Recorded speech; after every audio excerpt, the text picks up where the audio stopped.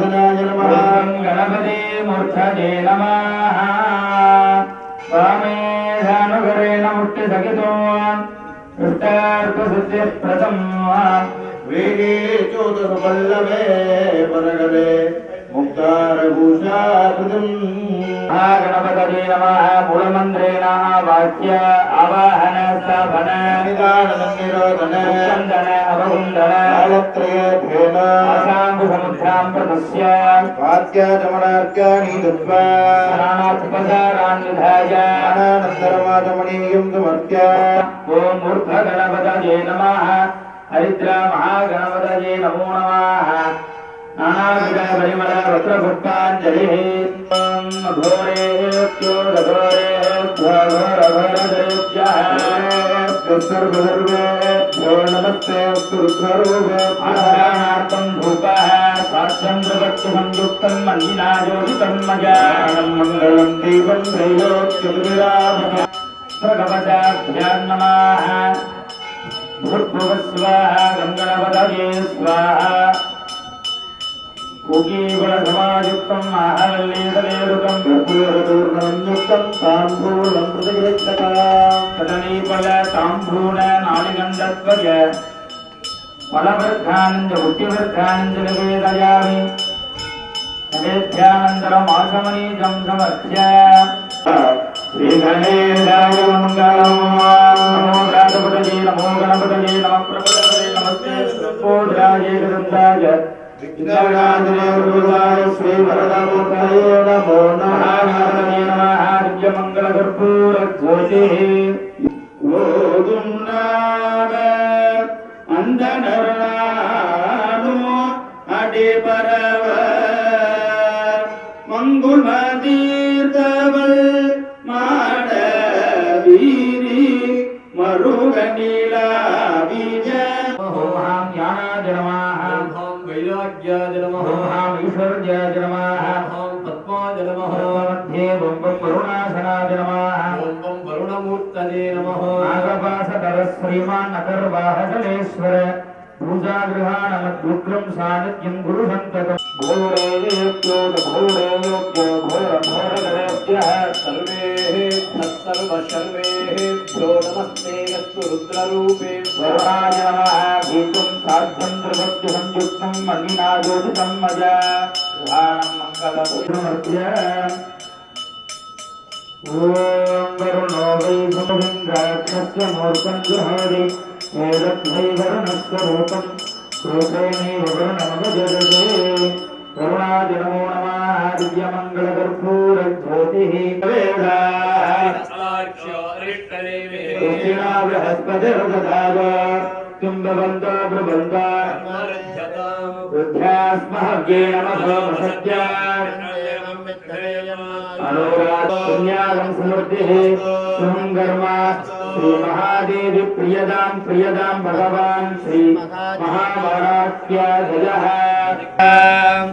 पवित्र पवित्रो वा सर्वावस्थाङ्गतोऽपि वा स्मरे सम्भवे प्राणं स्वाक्याभ्यन्तरस्तुतिः भूर्भुवस्सु भूर्भुवस्सु भूर्भुवस्सु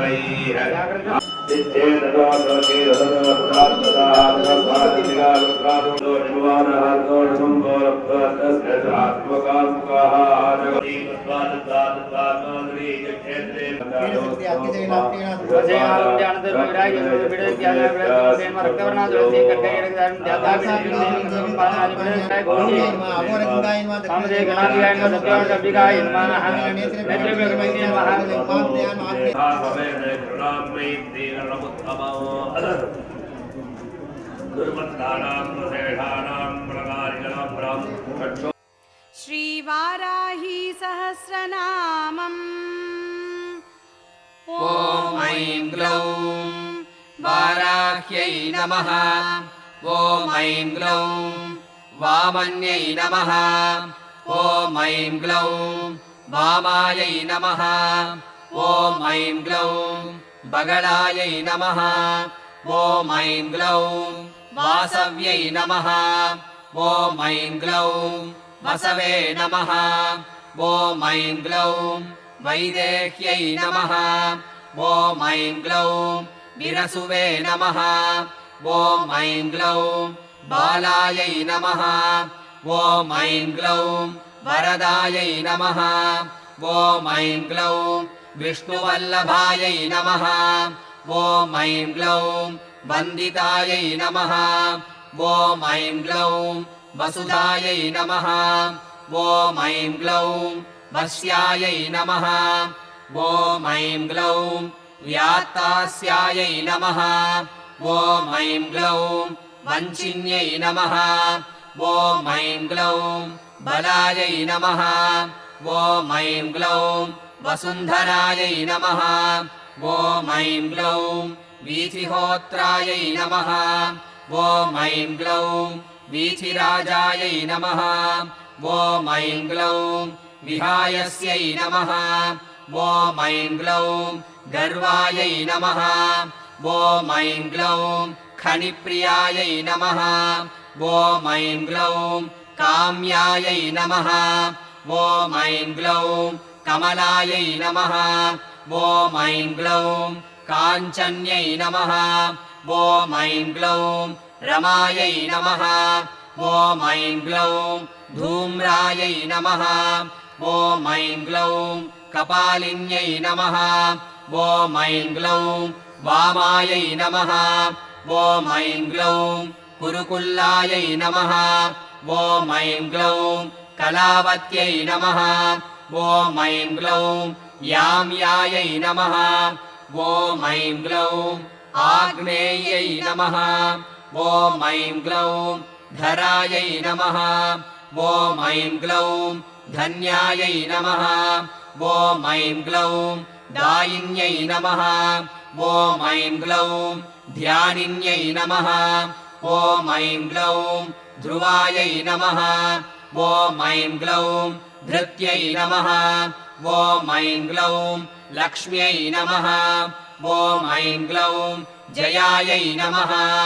ॐ ऐं ग्लौं तुष्ट्यै नमः ॐ ऐं ग्लौं शक्त्यै नमः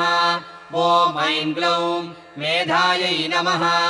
ॐ ऐं ग्लौं तपस्विन्यै नमः ॐ ऐं ग्लौं वेदायै नमः ॐ ऐं ग्लौं जयायै नमः ॐ ऐं ग्लौं कृत्यै नमः ॐ ऐं ग्लौं कान्तायै नमः ॐ ऐं ग्लौं स्वाहायै नमः ॐ ऐं ग्लौं शान्त्यै नमः ॐ ऐं ग्लौं तमायै नमः ॐ ऐं ग्लौं रथ्यै नमः ॐ ऐं ग्लौं लज्जायै नमः ॐ ऐं ग्लौं मत्यै नमः ॐ ऐं ग्लौं स्मृत्यै नमः ॐ ऐं ग्लौं निद्रायै नमः ॐ ऐं ग्लौं तन्त्रायै नमः ॐ ऐं ग्लौं गौर्यै नमः ॐ ऐं ग्लौं शिवायै नमः ॐ ऐं ग्लौं स्वधायै नमः ॐ ऐं ग्लौं चण्ड्यै नमः ॐ ऐं ग्लौं दुर्गायै नमः ॐ ऐं ग्लौं अभयायै नमः ॐ ऐं ग्लौं भीमायै नमः ॐ ऐं ग्लौं भाषायै नमः ॐ ऐं ग्लौं भामायै नमः ॐ ऐं ग्लौं भयानकायै नमः ॐ ऐं ग्लौं भूधरायै नमः ॐ ऐं ग्लौं भयापहायै नमः ॐ ऐं ग्लौं भीरवे नमः ॐ ऐं ग्लौं भैरव्यै नमः ॐ ऐं ग्लौं पङ्कारायै नमः ॐ ऐं ग्लौं पट्यै नमः ॐ ऐं ग्लौं गुर्गुरायै नमः ॐ ऐं ग्लौं घोषणायै नमः ॐ ऐं ग्लौं घोरायै नमः ॐ ऐं ग्लौं घोषिन्यै नमः ॐ ऐं ग्लौं घोडसंयुक्तायै नमः ॐ ऐं ग्लौं घनायै नमः ॐ ऐं ग्लौं अघ्नायै नमः ॐ ऐं ग्लौं गर्गरायै नमः ॐ ऐं ग्लौं घोणयुक्तायै नमः ॐ ऐं ग्लौं अघनाशिन्यै नमः ॐ ऐं ग्लौं पूर्वायै नमः ॐ ऐं ग्लौं आग्नेयै नमः ॐ ऐं ग्लौं याम्यायै नमः ॐ ऐं ग्लौं नैऋत्यै नमः ॐ ऐं ग्लौं वायव्यै नमः ॐ ऐं ग्लौं उत्तरायै नमः ॐ ऐं ग्लौं वारुण्यै नमः ॐ ऐं ग्लौं ऐशान्यै नमः ॐ ऐं ग्लौं ऊर्ध्वायै नमः ॐ ऐं ग्लौं अधस्थितायै नमः ॐ ऐं ग्लौं पृष्ठायै नमः ॐ ऐं ग्लौं दक्षायै नमः ॐ ऐं ग्लौं अग्रगायै नमः ॐ ऐं ग्लौं वामगायै नमः ॐ ऐं ग्लौं हृङ्गायै नमः ॐ ऐं ग्लौं नाभिकायै नमः ॐ ऐं ग्लौं ब्रह्मरन्ध्रायै नमः ॐ ऐं ग्लौं अर्कायै नमः ॐ ऐं ग्लौं स्वर्गायै नमः ॐ ऐं ग्लौं पातालगायै नमः ॐ ऐं ग्लौं भूमिगायै नमः ॐ ऐं ग्लौं ऐम्यै नमः ॐ ऐं ग्लौं ह्रियै नमः ॐ ऐं ग्लौं श्रियै नमः ॐ ऐं ग्लौं क्लीम्यै नमः ॐ ऐं ग्लौं तीर्थायै नमः ॐ ऐं ग्लौं गत्यै नमः ॐ ऐं ग्लौं प्रीत्यै नमः ॐ ऐं ग्लौं त्रियै नमः ॐ ऐं ग्लौं गिरे नमः ॐ ऐं ग्लौं कलायै नमः ॐ ऐं ग्लौं अव्ययायै नमः ॐ ऐं ग्लौं ऋग्रूपायै नमः ॐ ऐं ग्लौं यजुर्रूपायै नमः ॐ ऐं ग्लौं सामरूपायै नमः ॐ ऐं ग्लौं परायै नमः ॐ ऐं ग्लौं यात्रिण्यै नमः ॐ ऐं ग्लौं उदुम्बरायै नमः ॐ ऐं ग्लौं गदाधारिण्यै नमः ॐ ऐं ग्लौं असिधारिण्यै नमः ॐ ऐं ग्लौं शक्तिधारिण्यै नमः ॐ ऐं ग्लौं शापधारिण्यै नमः ॐ ऐं ग्लौं इक्षुधारिण्यै नमः ॐ ऐं ग्लौं शूलधारिण्यै नमः ॐ ऐं ग्लौं चक्रधारिण्यै नमः ॐ ऐं ग्लौं सृष्टिधारिण्यै नमः ॐ ऐं ग्लौं झरत्यै नमः ॐ ऐं ग्लौं युवत्यै नमः ॐ ऐं ग्लौं बालायै नमः ॐ ऐं ग्लौं चतुरङ्गफलोद्घटायै नमः ॐ ऐं ग्लौं सत्यायै नमः ॐ ऐं ग्लौं अक्षरायै नमः ॐ ऐं ग्लौं आदिभेद्र्यै नमः ॐ ऐं ग्लौं धात्र्यै नमः ॐ ऐं ग्लौं भर्त्यै नमः ॐ ऐं ग्लौं भरायै नमः ॐ ऐं ग्लौं भटवे नमः ॐ ऐं ग्लौं क्षेत्रज्ञायै नमः ॐ ऐं ग्लौं कम्पिन्यै नमः ॐ ऐं ग्लौं ज्येष्ठायै नमः ॐ ऐं ग्लौं दूरदर्शायै नमः ॐ ऐं ग्लौं धुरन्धरायै नमः ॐ ऐं ग्लौं मालिन्यै नमः ॐ ऐं ग्लौं मानिन्यै नमः ॐ ऐं ग्लौं मात्रे नमः ॐ ऐं ग्लौं माननीयायै नमः ॐ ऐं ग्लौं मनस्विन्यै नमः ॐ ऐं ग्लौं महोद्घटायै नमः ॐ ऐं ग्लौं मन्युकायै नमः ॐ ऐं ग्लौं मनुरूपायै नमः ॐ ऐं ग्लौं मनोजवायै नमः ॐ ऐं ग्लौं मेधस्विन्यै नमः ॐ ऐं ग्लौं मध्यारथायै नमः ॐ ऐं ग्लौं मधुपायै नमः ॐ ऐं ग्लौं Thank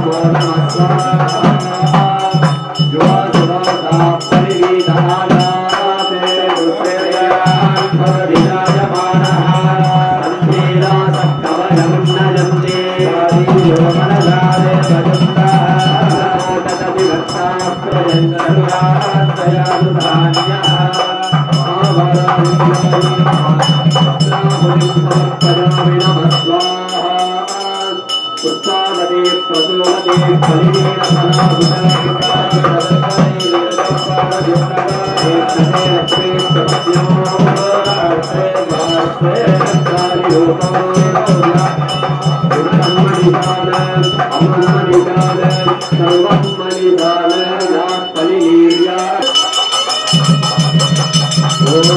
सप्तमे अस्ति समितः सप्तविद्वान् सप्तरजः सप्तधामप्रजानि सप्तहोत्राः सप्तधात्रागिदन्ति सप्तयो नीलापृणस्वा कृतेन ॐ भूस्वा ॐ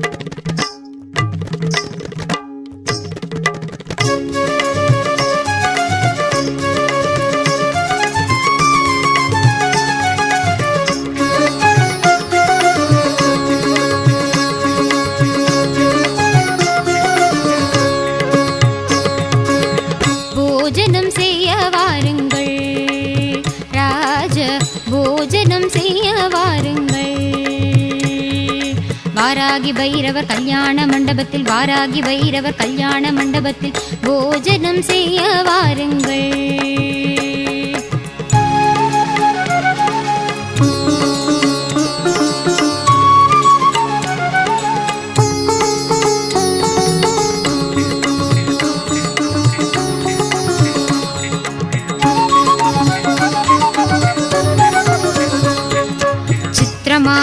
நவச்சித்திரமான கல்யாண மண்டபத்தில் விதவிதமாகவே வாழைகள் கட்டி வெட்டி வேர் கொழுந்து தோரணங்களும் வாதிய கூடமும் பவழ ஸ்தம்பமும் பச்சை மரகதம் பதித்த சுவர்களும் முத்து முத்தாகவே நுனி வாழைகளும் பசும்பொன்னால் செய்த பஞ்ச பாத்திரங்களும் பன்னீர் ஜலத்துடன் உத்திரிணியுமே முத்து முத்தாகவே முன்னே தெளிக்க போஜனம் செய்ய வாருங்கள். ராஜ போஜனம் செய்ய வாருங்கள்.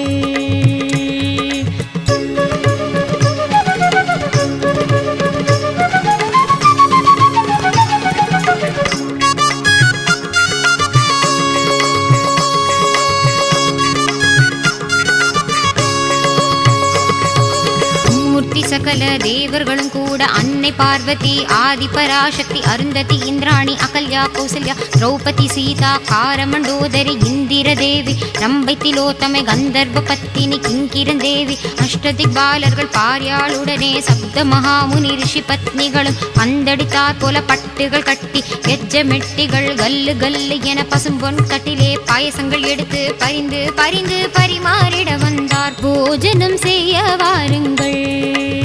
ராஜ போஜனம் செய்ய வாருங்கள்.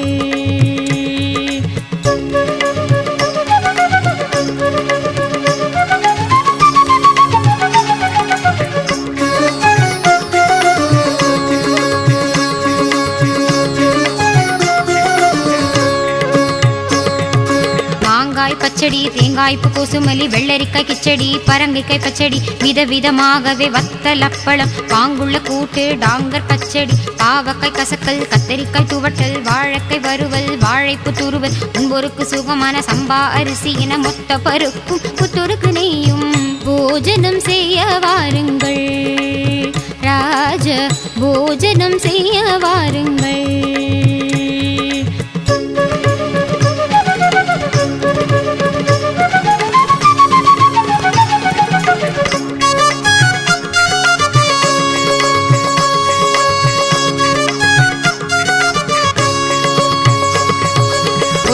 குழம்பு பூசணிக்காய் சாம்பார் வெண்டைக்காய் குழம்பு வெங்காய சாம்பார் வாய்க்கு மிக ருசிக்கும் மிளகு ஜீர ரசம் மதுரமாய் இருக்கும் மைசூர் ரசமும் பருப்புகள் சேர்த்த பன்னீர் ரசமும் வேண்டுவோர்க்கு எல்லாம் வேப்பம்பு ரசமும் குடிக்க மிக ருசிக்கும் கோட்டு ரசமும் சூரிய உதயம் போல் சீரும் அப்பளம் சுக்கர உதயம் போல் ஜவ்வரிசி கருவடம் அக்கார வழிசல் சர்க்கரை பொங்கல் சொஜ்ஜி வடையுடன் நல்லெண்ணெய் வடையும் தயிர் வடையுடன் பால் போலிகளும் அன்னரசம் அதிரசம் பதிர்பேணியுடன் தேனிய அல்வா ஜிலேபி லட்டு முத்து முத்தாயிருக்கும் முந்திரி லாடு ரம்யமாயிருக்கும் ரவா லாடு பேஷாயிருக்கும் பேசரி லாடு மைசூர் பாகுடன் பர்பியும் சேர்த்து போஜனம் செய்ய வாருங்கள் ராஜ போஜனம் செய்ய வாருங்கள்.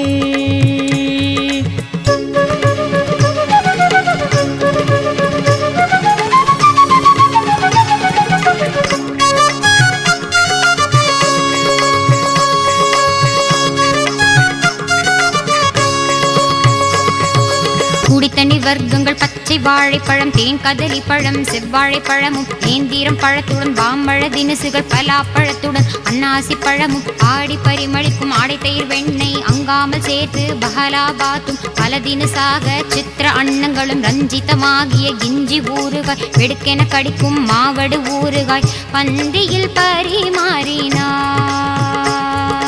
வாராகி வைரவர் கல்யாண மண்டபத்தில் பார்த்து பரிமாறினார். வாராகி வைரவர் கல்யாண மண்டபத்தில் பார்த்து பரிமாறினார். வாராகி வைரவர் கல்யாண மண்டபத்தில் பார்த்து